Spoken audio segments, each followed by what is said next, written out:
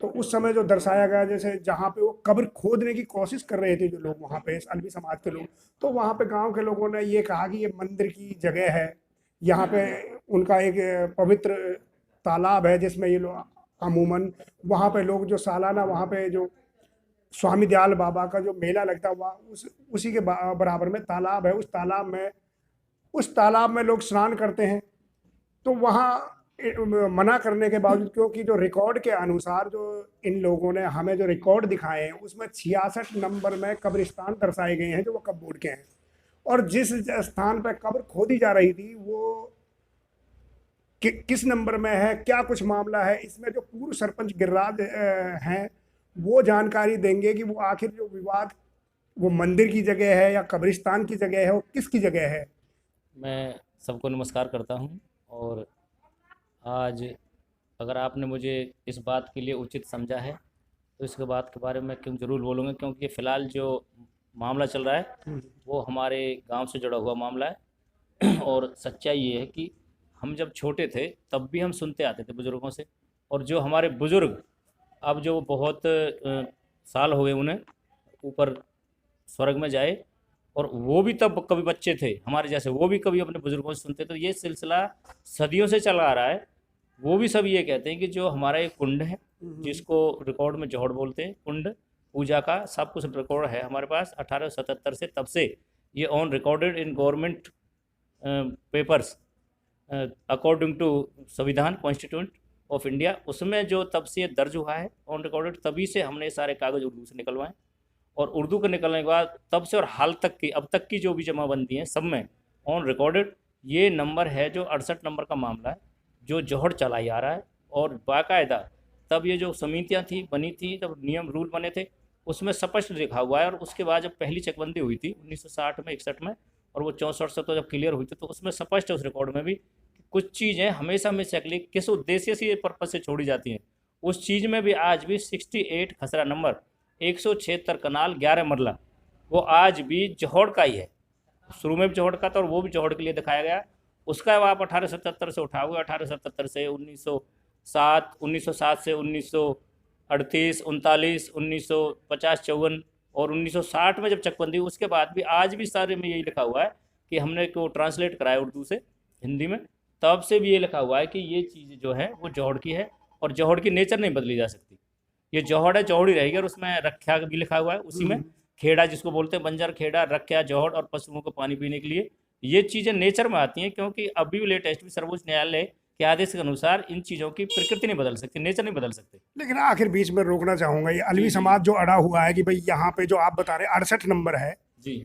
तो यहाँ पे ये बताते हैं कि हमारी कब्रें हैं और फिर हमें यहाँ कब्र खोदने से मना किया, फिर इनके कब्रिस्तान कहाँ पे है। मैं ये कहना चाहूँगा, एक चीज़ मैं माफ़ी देना चाहूँगा कि हमारे गांव में हमें बुज़ुर्गों ने हमारे यही सिखाया, हमारे बुज़ुर्गों ने, कि हमारा ना कोई अलवी समाज है ना दूसरा समाज है, हम तो सब एक समाज के हैं। और हमारे गांव में ये राजपूतों का गांव रहा है। इन्होंने जितनी भी जातियाँ आई हैं वो सभी यहाँ बसाई हैं। उनको ऐसे रखा है जैसे गोदी का बच्चा होता है, पेट का बच्चा होता है, हमने सभी बिरादरियों को ऐसे रखा है। हम तो इन सबको अपना ही समाज मानते हैं, या इनके समाज में हमें लगा लो, हम सबको भाई मानते हैं। और इतना प्रेम और प्यार है हमारा आपस में, और शुरू से है, शुरू से रहा है और अभी भी है और आगे भी रहेगा। सिर्फ मैं एक चीज़ का संदेश देना चाहूँगा, मैं माफ़ी चाहूँगा बीच में उस लीक से थोड़ा हटके, कि कुछ जो शरारती लोग हैं जिन्हें राजनीति करनी है, सिर्फ उन्हें सत्ता दिखती है और कुछ नहीं दिखता। जो लोग सिर्फ इस सत्ता के लिए अपना ना धर्म समझ रहे, ना इस समाज को समझ रहे, इस भाईचारे को बिगाड़ रहे हैं, धर्म को बिगाड़ रहे हैं, और इतनी मतलब वो कोशिश करना चाहते हैं कि बस आप हमारा ही नाम रहे। मैं उनसे भी हाथ जोड़ के प्रार्थना करना चाहूँगा, उनसे रिक्वेस्ट करना चाहूँगा। और अगर वो अपने आप को बड़ा साबित करना चाह रहे हैं इस मामले को तूल दे के, तो मैं उनसे कह दूंगा, भाई आप बड़े, हम छोटे। किस नाते? सिर्फ समाज के नाते, हमारे भाईचारे के नाते। हमारे यहाँ 13-14 बरादरी है गाँव में। मैं ये कहता हूँ वो नाम की बरादरी हैं, पर जो ये समाज है ना, हमारे बाबा के नाम से समाज है। ये समझ लो स्वामी दयाल बाबा के नाम से वो लोग भी जो इस कहते हैं कि भाई ये अलवी समाज के हैं या दूसरी, उससे ताकि कानून को फॉलो करें। कानून का मतलब एक 68 नंबर खसरा वो जोड़ दिखाई हुई है, उसमें कहीं भी सुई टेकने को भी कब्रिस्तान का कोई जिक्र नहीं है ऑन रिकॉर्डेड। अब आगे यदि 66 नंबर जो आप बता रहे हैं और जो रिकॉर्ड भी आपने पेश किया है, जी 66 नंबर कब्रिस्तान वक्फ बोर्ड का कब्रिस्तान बताया जा रहा है, तो वहाँ पे कुछ मुस्लिम लोगों अगर वहाँ पे दफन करने के लिए पहुँचते तो उसमें गरीब लोगों की किस तरीके से मदद करेंगे आप। तो मैं ये कहना चाहता हूँ कि मैं ही नहीं, मैं तो ये कहता जो हमारी पूरी बस्ती है, वो बस्ती गरीब के साथ है, दुख दर्द उनके साथ है। और जिसको भी कोई परेशानी है, मैं ये कहना चाहता हूँ, पंचायतों से आपसी भाईचारे से सारी समस्याओं का समाधान हो जाएगा। 66 नंबर जो है वो रकबा 10 कनाल 7 मरले का बाकायदा कब्रिस्तान के नाम से, उसमें वक्फ बोर्ड वगैरह कुछ नहीं है। अच्छा। हमें उस चीज़ से कोई मतलब नहीं, क्योंकि लोग कुछ कहते हैं, होता कुछ है। बाकी ऐसा कब्रिस्तान है और वो चले आ रहे हैं, 10 कनाल 7 मरले का। उन कब्रिस्तानों में आज तक कभी कभी कोई इनके हादसे हुए हैं, इन्होंने कभी ये नहीं कहा किसी गांव से भी हमसे कि हम उन कब्रिस्तानों में जाएंगे, या इन्होंने कभी कोशिश नहीं की वहाँ तक, ये मतलब पहुँच ही नहीं पाए, कब्रिस्तानों तक पहुँच नहीं पाए। अगर भी पहुँचते कहते तो हम चलते साथ है, पूरी बस्ती आज भी साथ है। और मैं ये कहना चाह रहा हूँ कि मैं हाथ जोड़ के प्रार्थना करना चाहता हूँ सभी से भी, जो छोटी मोटी खबरें चल रही हैं या मीडिया में फैला रहे हैं ये लोग, जो ये चाहते हैं कि भाई हिंदू मुसलमानों का पंजा नहीं बनेगा, ये इनसे कहता हूँ कि ये सो जाएं। ये अगर 7 जन्म भी ले लेना ये लोग, तब भी हमारा भाईचारा कायम है और कायम ही रहेगा। तो ये थे हमारे साथ पूर्व सरपंच गिरिराज जी। इन्होंने यहाँ पे पूरा खुलासा किया है किस तरीके से ज़मीन किसकी है, रिकॉर्ड में किसकी है। और इन्होंने एक सबसे जो बड़ी जो बात कही यहाँ पे, इन्होंने कहा कि जो 66 नंबर कब्रिस्तान है ऑन रिकॉर्ड, उसमें यदि किसी का कब्जा भी है तो भी ये पूरी तरीके से मुस्लिम समाज के जो लोग हैं उन वहाँ पे जो कब्र खोदने के लिए, दफन करने के लिए जाएंगे, उसमें पूरा समाज, पूरा गांव के जो भी है, सभी जाति बिरादरी के लोग। मैं आपकी जानकारी के लिए बता दूं, कभी भी स्वामी का गांव है जो, इसमें कभी कोई सांप्रदायिक मामला हुआ नहीं है हमारी नोटिस में जो। लेकिन यहाँ पे जो छोटा जो इशू आया था, लेकिन आगे भी इनका ये कहना है कि हम इस तरीके का मामला नहीं होने देंगे, और इस तरीके का यदि आएगा भी तो उसको निपटाने की, भाईचारा कायम रखने की कोशिश करेंगे। और जिन्होंने हमारा चैनल सब्सक्राइब नहीं किया वह सब्सक्राइब कर लें, और हमारी इस खबर को शेयर ज़रूर कर दें। हिंदुस्तान आज तक के लिए हथीन से मैं शौकत अली खान। आपको हमारी ये खबर कैसी लगी इस पर कमेंट ज़रूर कर दें। नमस्कार, आदाब। के चैनल शौकत जी के माध्यम से बताना चाहता हूँ अपने गांव की स्थिति।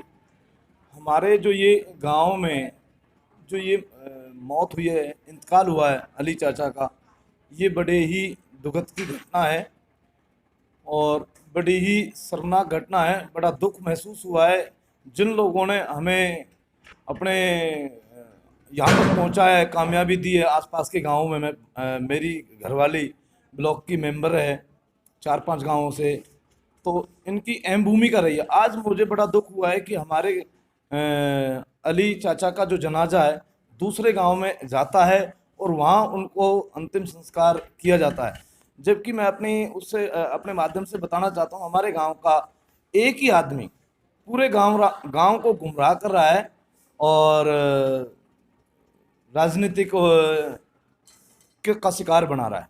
जबकि मैंने 2020 में 13 फरवरी 2020 में अपने गांव का मंदिर मस्जिद का दोनों समुदाय के भाईचारे को लेकर के मंदिर का और मस्जिद का, और साथ में अपने शमशान घाट का रास्ता भी बनाया है। ये मेरे पास में खबर है पुरानी, जो आपके ही पुरानी है, मेरे फ़ोन में है। ये देख लीजिए, इसमें चाचा रुद्दार है और मजीद है अली चाचा के भाई, इसमें साथ में मैं हूँ। ये मंदिर का सीन है और हमारे गांव के पूरे हिंदू समुदाय के गांव के लोगों ने मस्जिद के लिए ज़मीन दी है और मस्जिद बनवाई है ज़मीन दे करके। हमारे राजपूत समाज के लोगों ने ज़मीन दी है, यानी कि हिंदू समुदाय ने। तो वो ज़मीन जो दी है, मस्जिद पहले थी नहीं गांव में, मस्जिद बनवाई है, भाईचारे को कायम रखा है। कभी गांव में कोई ऐसा विरोध हुआ है। सिर्फ एक आदमी ने पूरे गांव को कुछ लोगों को अपने उसमें लेकर के, बस में लेकर के गुमराह करने की कोशिश कर रहे हैं, राजनीतिक रोटियां सेक रहे हैं, एक दूसरे के कामयाबी से देख करके जलने हो रही हैं, एक दूसरे को बदनाम कर रहे हैं कि उसको वो कर रहा है। जब वो सरपंच है, मैं तो ये कहता हूँ कि जबकि वो खुद सरपंच नहीं है और नहीं उसकी घरवाली है, मेरी खुद की पत्नी एक ब्लॉक की मेंबर है, तो मेरे को राइट है, प्रतिनिधि होने के नाते मैं उसका दायित्व कर सकता हूँ। जिसकी घरवाली सरपंच नहीं हो, खुद सरपंच नहीं हो, वो कैसे किसी की कोई पति तो अपनी घरवाली का वो कर सकता है।